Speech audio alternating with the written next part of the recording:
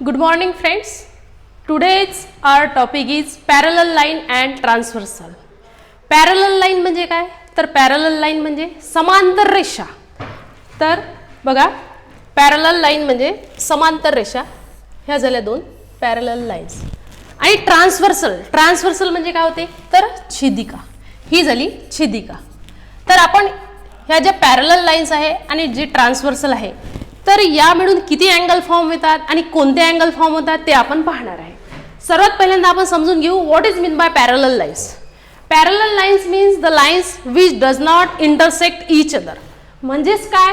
तर अशा ह्या दोन लाईन की ज्या कधीच एकमेकींना छेदत नाही तर अशा लाईनला म्हणतात पॅरलल लाईन. आणि ही झाली त्याची ट्रान्सव्हर्सल. तर या ट्रान्सव्हर्सलला मराठीत काय म्हणतात? छेदिका. छेदिका म्हणजे स्पर्श करणारी. तर या ज्या दोन पॅरलल लाईन्स आहे तर याला ही जी छेदिका आहे ही या दोन पॉइंट मध्ये छेदते तर म्हणून याला म्हणतात ट्रान्सव्हर्सल. आता ही जी ट्रान्सव्हर्सल आहे तर यामुळं काय होतं की किती वेगवेगळ्या प्रकारचे अँगल फॉर्म होतात जसं की corresponding angle, alternate angle, exterior angle. तर अशा प्रकारचे अँगल फॉर्म होतात. तर आपण सर्वात पहिल्यांदा पाहू करस्पॉन्डिंग अँगल.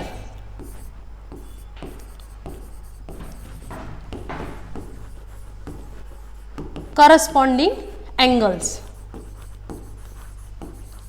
आता करस्पॉन्डिंग अँगल्स म्हणजे काय होते?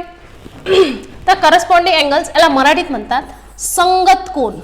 संगत कोन. संगत म्हणजे काय होते? संगत म्हणजे सोबत सोबत.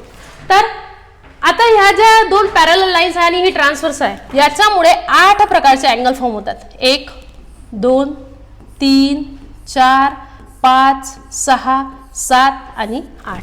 तर असे 8 प्रकारचे अँगल फॉर्म होतात.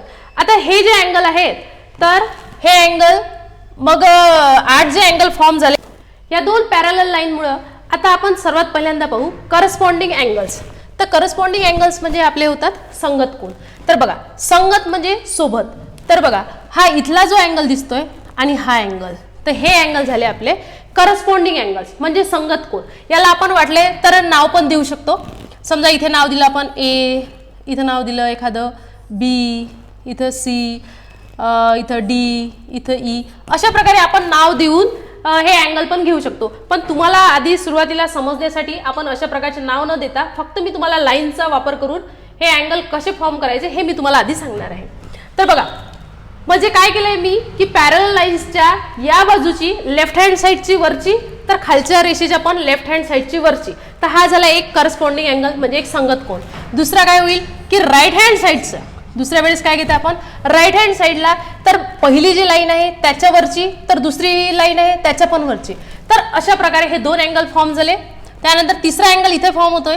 बघा काय केलं आहे की ह्या ज्या दोन पॅरलल लाईन्स आहेत त्याच्या लेफ्ट हँड साईडला पहिल्या लाईनच्या खालचा अँगल घेतलाय मी आणि दुसऱ्या लाईनचा पण खालचा अँगल गेला. तर ही एक पेअर झाली आणि त्यानंतर इथला जो एक अँगल आहे ही एक पेअर झाली. म्हणजेच काय तर दोन पॅरलल लाईन्स असेल आणि एक ट्रान्सव्हर्सल असेल तर त्यामुळं 4 प्रकारचे आपल्याला करस्पॉन्डिंग अँगल्स मिळतात. त्यानंतर दुसरं आहे आपलं इंटेरियर अँगल. तर आता इंटेरियर अँगल म्हणजे काय होते? तर बघा इंटेरियर म्हणजे आतमधले. बरोबर. इंटेरियर म्हणजे होते आतमधले. तर दुसरं आहे आपलं इंटेरियर अँगल. तर इंटेरियर म्हणजे आतमधले. तर बघा आता या ज्या दोन लाईन आहे तर या दोन लाईनच्या मुळं आपल्याला किती प्रकारचे इंटेरियर अँगल मिळाले? किती प्रकारचे मिळतात आपल्याला? आतमध्ये 2 प्रकार. इंटेरियर अँगल म्हणजे काय? तर इंटेरियर म्हणजे आतमधले. तर हा अँगल आणि याच्यासोबत येईल इथला अँगल. हा म्हणजे ही झाली एक पेअर. त्यानंतर हा इथला एक अँगल आणि इथला एक अँगल ही झाली एक पेअर. तर अशा प्रकारे आपल्याला इंटेरियर अँगलच्या 2 पेअर फॉर्म करता येतात. त्यानंतर येते आपला एक्सटेरियर अँगल. एक्सटेरियर म्हणजे बाहेरचे. तर एक्सटेरियर म्हणजे बाहेरचे. तिसरा जो टॉपिक आहे तो आहे आपला एक्सटेरियर अँगल. Exterior angle. तर एक्सटेरियर म्हणजे काय? तर बाहेरचे. म्हणजे हा इथला, हा याच्यासोबत, हा इथला आणि हा आहेत exterior alternate angle. Exterior alternate angle. तर अशा प्रकारे आपल्याला वेगवेगळ्या 2 पॅरल लाईन्स आणि ट्रान्सव्हर्सल याच्या मदतीने आपल्याला वेगवेगळ्या प्रकारचे अँगल्स करता येतं. धन्यवाद.